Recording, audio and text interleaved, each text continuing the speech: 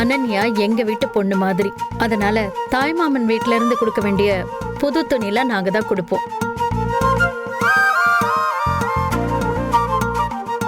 வாங்கிக்குமா.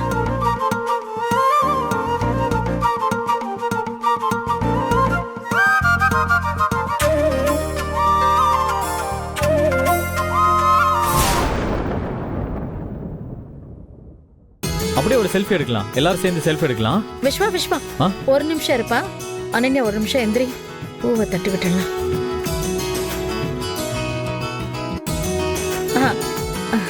இப்ப எடுப்பா. ஸ்மைல்.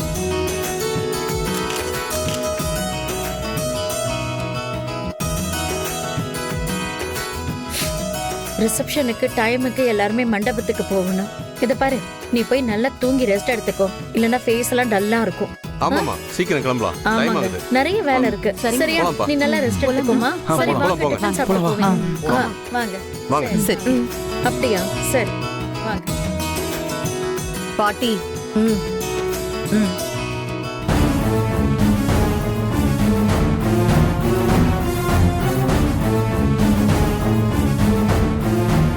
அனன்யா செல்லம், நீ சொன்ன மாதிரி நான் போனை எடுத்துட்டு வந்துட்டேன். நீ என்ன பண்ணணுமோ பண்ணிடு.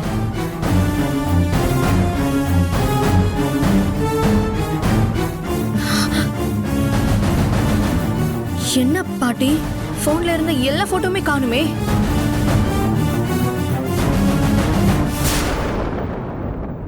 என்ன ஆச்சுடா செல்லம்?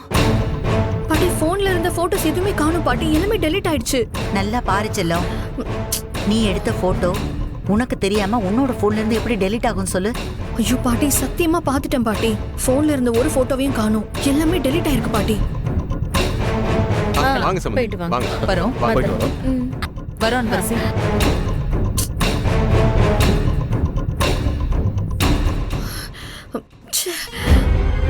என் போன்ல இருந்த போட்டோஸ் எனக்கே தெரியாம எப்படி டெலீட் ஆச்சு? யார் இதை செஞ்சிருப்பா? போச்சு போச்சு போச்சு, எல்லாமே போச்சு. வீடியோஸ் போட்டோஸ் எதுவுமே இல்லை, எல்லாமே போச்சு. இந்த கல்யாணத்தை நிறுத்த என்கிட்ட இருந்த ஒரே ஒரு ஸ்ட்ராங்கான எவிடன்ஸ் அந்த போட்டோஸும் வீடியோஸும் மட்டும்தான் பாட்டி. இப்ப பார்த்தா அது எதையுமே காணும். யாரு பாட்டி பண்ணிருப்பா? அது எப்படி செல்லம்? உன் போன்ல இருந்த போட்டோ எல்லாம் உனக்கே தெரியாம எப்படி காணாம போயிருக்கும்?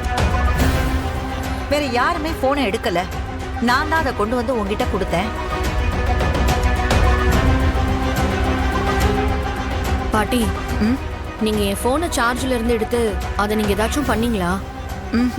இல்ல அப்படியே தான் எடுத்துட்டு வந்து கொடுத்தீங்களா என்கிட்ட? இல்ல வர வழியில ஏதாச்சும் நடந்துச்சா பாட்டி?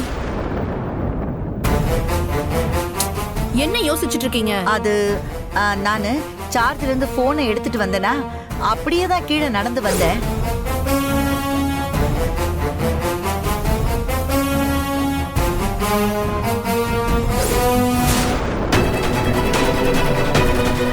இல்ல பாட்டி, கொஞ்சம் நல்லா யோசிச்சு சொல்லுங்களேன்.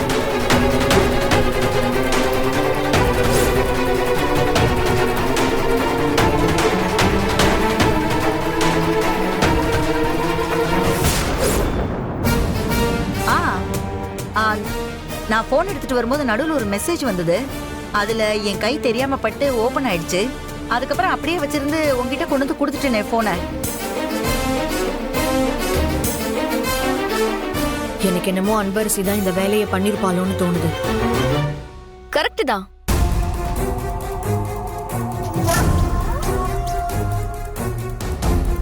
நீ உன் மனசுல நினைக்கிறது கரெக்ட் தான். உன் போன்ல இருந்து எல்லா போட்டோஸையும் டெலீட் பண்ணது நான் தான். உன் சுயநலத்துக்காக மத்தவங்கள தப்பா காட்டுறது எவ்வளவு பெரிய தப்பு தெரியுமா? அதோட பின் விளைவு ரொம்ப மோசமா இருக்கும். அது உனக்கு புரியவே மாட்டேங்குது. அப்படிப்பட்ட ஒரு பெரிய தப்ப நீ ரொம்ப ஈஸியா செய்ய பார்த்த. ஆனா என் தங்கச்சி தப்பு செய்யறத பார்த்து ஒரு அக்காவை என்னால சும்மா இருக்க முடியுமா? முடியாதுல்ல. அதான் நீ தப்பு பண்றதுக்கு முன்னாடி நான் உன்னை பண்ண விடாம தடுத்தேன். நேத்து நீ ஜெய் கூட போட்டோஸ் எடுத்த விஷயத்த அவர் என்கிட்ட சொன்னாரு. நீ அந்த போட்டோவை வச்சு ஏதாவது பிளான் பண்ணுவேன்னு எனக்கு நல்லாவே தெரியும். அதனாலதான் உன்னோட போனுக்கு ஒரு வைரஸ் மெசேஜ் அனுப்பி வச்சு எல்லா போட்டோஸையும் டெலீட் பண்ணிட்டேன். இல்ல அது வாயை திறந்து ஏதாவது பேசுன தொலார்னு அரைஞ்சிருவேன். அப்புறம் சாயங்காலம் ரிசப்ஷனுக்கு மூஞ்சி செவந்து போய் தான் இருக்கும். ஜெய் எவ்வளவு டீசெண்டா உன்கிட்ட நடந்துக்கிறாரு. நீ இவ்ளோ டார்ச்சர் பண்ணாலும் அவர் பொறுத்து போறாரு.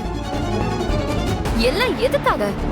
உனக்கு நடக்க போற கல்யாணத்துக்காகவும் நீ என்னோட தங்கச்சிங்கிற காரணத்துக்காக தான். அதை நீ அட்வான்டேஜா எடுத்துக்கிட்டு உன்னோட எல்லைய மீற அனன்யா. இதுக்கு மேல ஜெய்க்கு விருப்பம் இல்லாத இந்த விஷயத்த நீ செய்யணும்னு நினைச்சா அத நான் கண்டிப்பா தடுப்பேன். இந்த கல்யாணத்தை நிப்பாட்ட நீ எந்த பிளான் போட்டாலும் அத நான் தடுத்து நிறுத்துவேன். நாளைக்கு உனக்கு ஒரு நல்ல வாழ்க்கை அமைய போகுது. அத நீ லூசுத்தனமா யோசிச்சு கெடுத்துக்காத. கண்டவங்க பேச்சு கேட்டுட்டு தப்பான விஷயத்த செஞ்சுட்டு இல்லாம ஒழுங்கா சாயங்காலம் ரிசப்ஷனுக்கு சிரிச்ச முகத்தோட வந்து நில்லு. அப்படியே நாளைக்கு நல்லபடியா கல்யாணம் பண்ணிக்கிட்டு உன் வாழ்க்கைய தொடங்குற வழிய பாரு.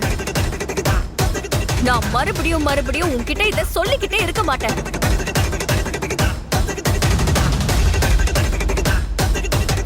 என்னடா செல்லம் இது? ஐயோ அவ உன்னோட ரூமுக்கு வந்து உன்னையே மிரட்டுற மாதிரி கண்டபடி பேசிட்டு போறா. நீ வாயை திறந்து எதுவுமே பதில் சொல்லாம அமைதியா இருக்க.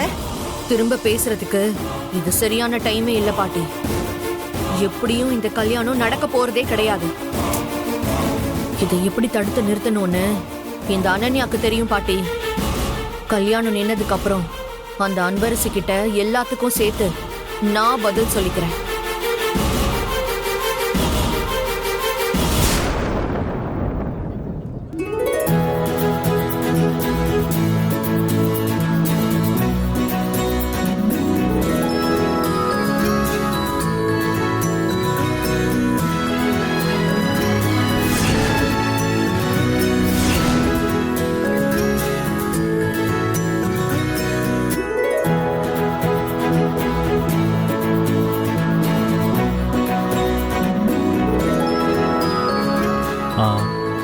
அண்ணே சார், இன்னும் கொஞ்ச நேரத்துல எல்லாரும் சாப்பிட வர ஆரம்பிச்சிருவாங்க.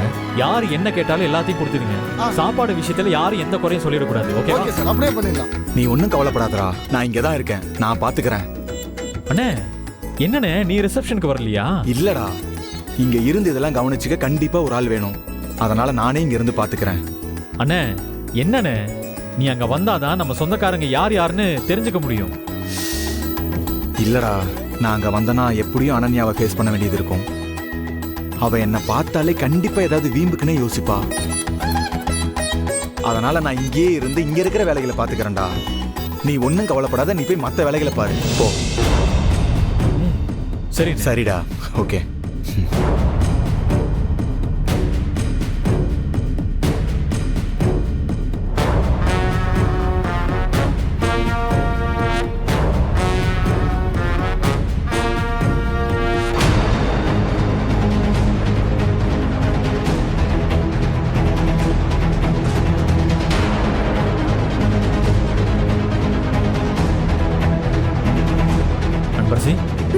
அந்த சொந்தக்காரங்களாம் வர ஆரம்பிச்சிட்டாங்க. நீ என்ன இங்க தனியா நின்று யோசிச்சுக்கிட்டு இருக்க? எல்லாம் ஓகே தானே? ஒன்றும் இல்லை சார், நான் ரொம்ப நாளா ஆசைப்பட்ட அனன்யாவோட கல்யாணம் நாளைக்கு நடக்க போகுது.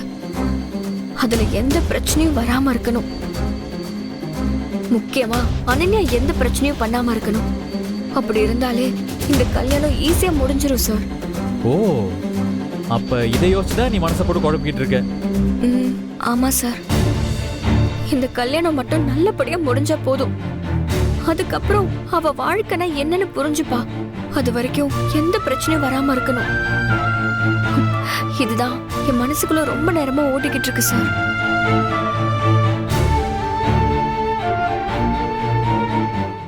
அன்பரசி, அதை பத்தியெல்லாம் நீ எதுவும் கவலைப்படாத.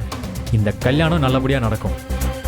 இவ்வளோ ஏற்பாடு எல்லாமே அவ வாழ்க்கை நல்லா இருக்கணுங்கிறதுக்காக தான். இதுல அவ எந்த பிரச்சனையும் பண்ண மாட்டா. நீ தைரியமா இருந்தா ஆக வேண்டிய வேலையை மட்டும் பாரு. சரிங்க சார். சரி, கல்யாணத்துக்கு வந்திருக்கிற சொந்தக்காரங்க எல்லாம் எங்க உன் பொண்டாட்டின்னு கேட்டுக்கிட்டே இருக்காங்க. அதனால என் கூட கொஞ்சம் வாயேன், என் கூட வந்து கம்பெனி கொடு. ஐயோ சார், கம்பெனி கொடுக்கவா? அங்க எனக்கு அவ்வளவு வேலை இருக்கு சார். என்னம்மா கல்யாண வேலையெல்லாம் எப்படி போய்கிட்டு இருக்கு? அத பத்தி தான் அத பேசிக்கிட்டு இருந்தோம். எது மண்டபத்துக்கு ஓரமா இப்படி யாருக்கு தெரியாம நின்னுட்டு நீங்க 2 பேரும் கல்யாண வேலையை பத்தி பேசிட்டு இருக்கீங்களா?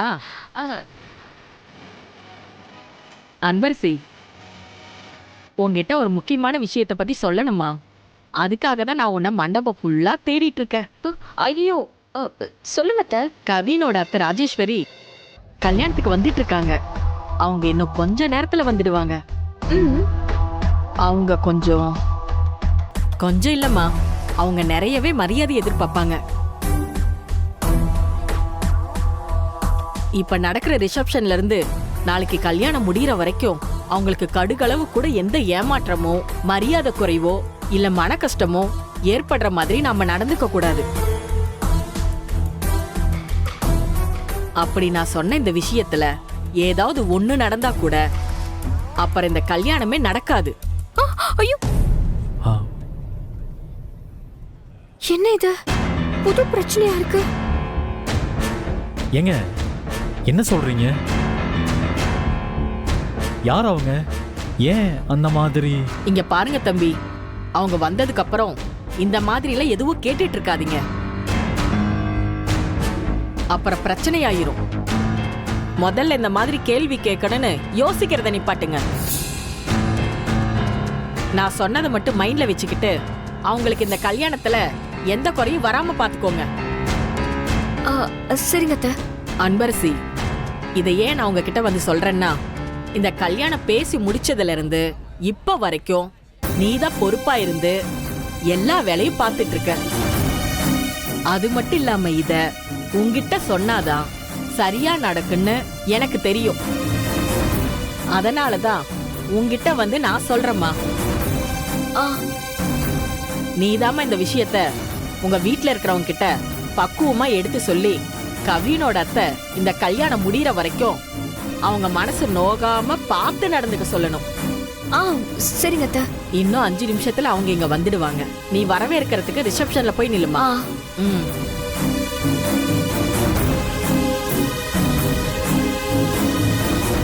என்ன அன்பரசி இப்படி சொல்லிட்டு போறாங்க? அவங்க யாரு, என்ன பண்றாங்க, எந்த டீட்டெயிலுமே தராம அவங்க பாட்டுக்கு பயமுறுத்திட்டு போறாங்க. சார், அவங்க பயமுறுத்தல. இந்த கல்யாணத்துல எந்த குழப்பமும் இல்லாம நல்லபடியா முடிய நமக்கு ஒரு வழியை சொல்லிட்டு போறாங்க சார். என்ன சொல்ற அன்பரசி? புரியல. சார், கௌரியத்தை சொல்ற மாதிரி வரவங்க மனச நோகாம நடந்துகிட்டாலே போதும். இந்த கல்யாணம் எந்த பிரச்சனையும் இல்லாம ஈஸியா முடிஞ்சிரும். அதுவும் கரெக்ட் தான் அன்பரசி.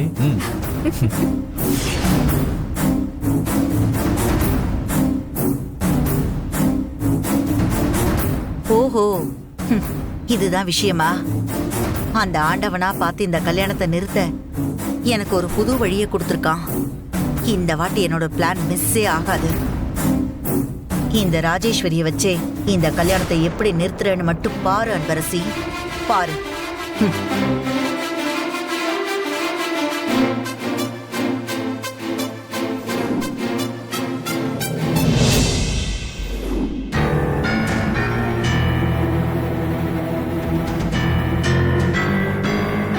நீங்க எல்லாரும் இப்ப கொஞ்சம் வெளியில வெயிட் பண்றீங்களா? எனக்கு ரொம்ப சஃபகேட்டிங்கா இருக்கு. நான் உங்களை திரும்ப கூப்பிடுறேன். நீங்க கொஞ்சம் வெளியில வெயிட் பண்ணுங்க.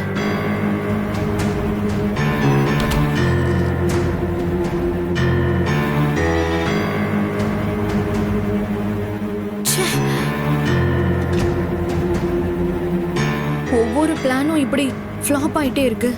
போற போக்க பார்த்தா அந்த கவினோட கல்யாணம் நடந்துடும் போல இருக்கே. ஷோ, என்ன பண்றது? இந்த பாட்டி வேற எங்க போய் தொலைஞ்சாங்கன்னு தெரியல. ஷோ,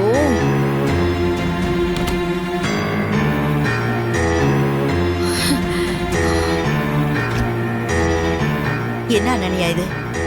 இந்த கல்யாணம் நடக்காதுன்னு சொன்ன, இப்போ ரிசப்ஷன் வரைக்கும் வந்துருச்சு. நாளைக்கு பொழுது விடிஞ்சதும் அந்த கவினுக்கு கழுத்தை நீட்டிட்டு அவனையே கல்யாணம் பண்ணிக்கிட்டு அவன் கூடவே காலத்தை ஓட்டிடலான்னு முடிவு பண்ணிட்டியா நீ? பாட்டி, இந்த கவினை கல்யாணம் பண்ணிக்கிறதுக்கு இவ்வளவு வேலையும் பண்ணிட்டு இருக்கேன். எனக்கு அவனை பார்த்தாலே சுத்தமா பிடிக்கல. அவன் தான் மாப்பிள்ளங்கிற தாட்டு எனக்கு கொஞ்சம் கூட வந்ததே கிடையாது. அவன் ஆளும் மூஞ்சியும். அவனை கல்யாணம் பண்ணிக்கிறதுக்கு நான் காலம் பூரா சும்மாவே இருக்கலாம்.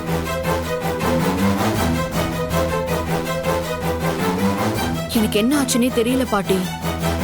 அன்னைக்கு ஜெய்ய ஃபர்ஸ்ட் டைம் பார்த்ததுல இருந்து மைண்ட் ஃபுல்லா எனக்கு அவன் மட்டும்தான் இருக்கான் பாட்டி. நான் இந்த கல்யாணத்தை எப்படியாவது நிறுத்திட்டு ஜெய்ய கல்யாணம் பண்ணிக்கலாம்னு யோசிச்சுட்டு இருக்கேன். நீங்க என்னடானா வந்து எரியற நெருப்புல எண்ணெய் ஊத்துற மாதிரி பேசிட்டு இருக்கீங்க. சரி சரி, இங்க பாரு அனன்யா செல்லம், நீ அந்த ஜெய்யோட மனசை மாத்தி எப்படி அவனை உன் கழுத்துல தாலி கட்ட வைக்கிறதுன்னு மட்டும் யோசி. இங்க பாரு, இந்த கல்யாணத்தை நிறுத்துறத பத்தி நீ கவலைப்பட வேண்டாம். அத என்கிட்ட விட்டுடு, நான் பாத்துக்கிறேன். என்ன பாட்டி சொல்றீங்க? ஏதாச்சும் பிளான் பண்ணிருக்கீங்களா? அந்த கவினோட அத்தை யாரோ ராஜேஸ்வரியா ஃபாரின்ல இருந்து இந்த கல்யாணத்துக்காக வராங்களாம். அவங்க எல்லார்கிட்டயும் ரொம்ப மரியாதை எதிர்பார்ப்பாங்களாம். இன்னும் சொல்ல போனா இந்த கல்யாணத்தை விட அவங்களுக்கு அவங்க மரியாதை கிடைக்கிறது தான் ரொம்ப முக்கியமா. ஓ, இத தவிர இன்னும் 2-3 கண்டிஷன்ஸ் எல்லாம் இருக்காம். மொத்தத்துல வர்ற கவினோட அத்தைக்கு எந்த மனக்கசப்பும் வராம பாத்துக்கணுமா. அப்படி ஒருவேளை அவங்க எதிர்பார்த்த வரவேற்பும் மரியாதையும் கிடைக்கலன்னா இந்த கல்யாணமே நின்னுடுமா.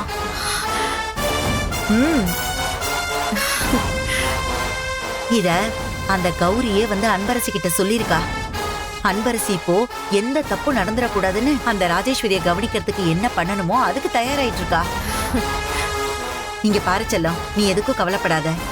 நான் முதல்ல சொன்ன மாதிரி அந்த ஜெய்யோட மனசை மாத்த உன்னால என்ன பண்ண முடியுமோ அதை மட்டும் நீ பண்ணு. அந்த ராஜேஸ்வரிக்கு அவமானத்தை கொடுத்து இந்த கல்யாணத்தை நிறுத்துறதுக்கு என்ன பண்ண முடியுமோ அதை நான் பாத்துக்கிறேன். நீ எதுக்கும் கவலைப்படாத. என்ன ஆனாலும் இந்த வாட்டி மிஸ் ஆக கூடாது பாட்டி. மிஸ் ஆகாது செல்லம். வாங்க வாங்க, நல்லா இருக்கீங்களா? நல்லா இருக்குமா? வணக்கம். வணக்கம். உள்ள போங்க. வாங்க வாங்க வாங்க வாங்க வாங்க வாங்க. வாங்க வாங்க. சித்தி, வரவங்களுக்கு எந்த ஒரு மன கஷ்டமும் வராம பாத்துக்கிட்டாலே போதும்.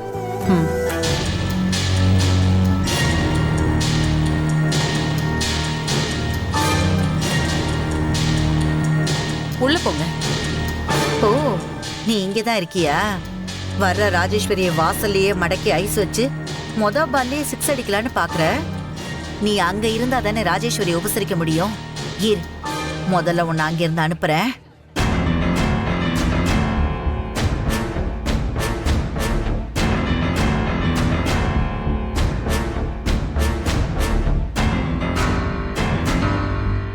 சுபா,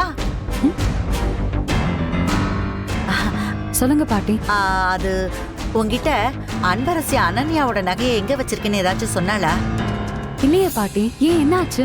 இல்ல, அனன்யாவோட ரூம்ல நகையை காணோம். நானும் ரொம்ப நேரமா தேடி பார்த்துட்டேன். அன்பரசி தான் எங்கேயோ வச்சிருக்கான்னு சொன்னாங்க. அதான் உன்கிட்ட அதை பத்தி ஏதாவது சொன்னாளான்னு கேட்டேன். இல்லையே பாட்டி, என்கிட்ட எதுவும் சொல்லலையே. ஆனா வீட்ல இருந்து எடுத்துட்டு வந்த பேக் எல்லாமே அனன்யா ரூம்ல தான் இருக்கு. நான் வேணா வந்து தேடி பார்க்கவா? அது இல்லம்மா, நான் ஏற்கனவே ஃபுல்லா தேடி பார்த்துட்டேன். எதுலயுமே இருக்கிற மாதிரி தெரியல. டைம் வேற ஆயிட்டு இருக்கு. நீ அன்பரசியை மட்டும் கொஞ்ச நேரத்துக்கு இங்க வந்துட்டு போ சொல்றியா? அனன்யா ரொம்ப நேரமா நகைக்காக வெயிட் பண்ணிட்டு இருக்காமா.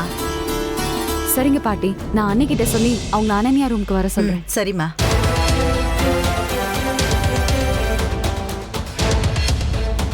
நீ ராஜேஸ்வரியை வரவேற்கிறதுக்கு வாசலே நின்னு திட்டம் போடுறியா?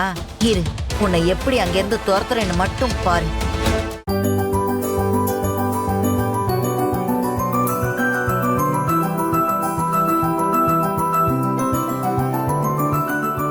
சிவகாமி, சொல்லுங்க. ஒண்ணும் இல்ல, நீ என் கூட வா, உனக்கு ஒருத்தர் இன்ட்ரோடியூஸ் பண்ணி வைக்கிறேன். நான் கொஞ்ச நேரம் கழிச்சு வரேங்க.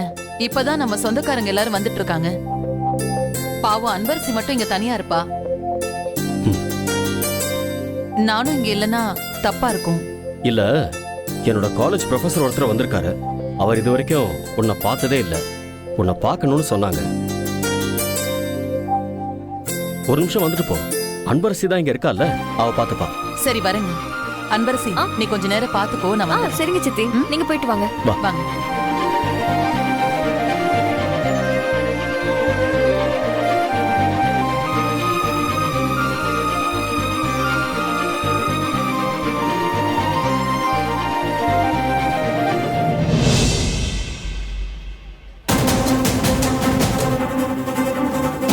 அண்ணி, ஆ, அனன்யாவோட நகையை எங்க வச்சிருக்கீங்க?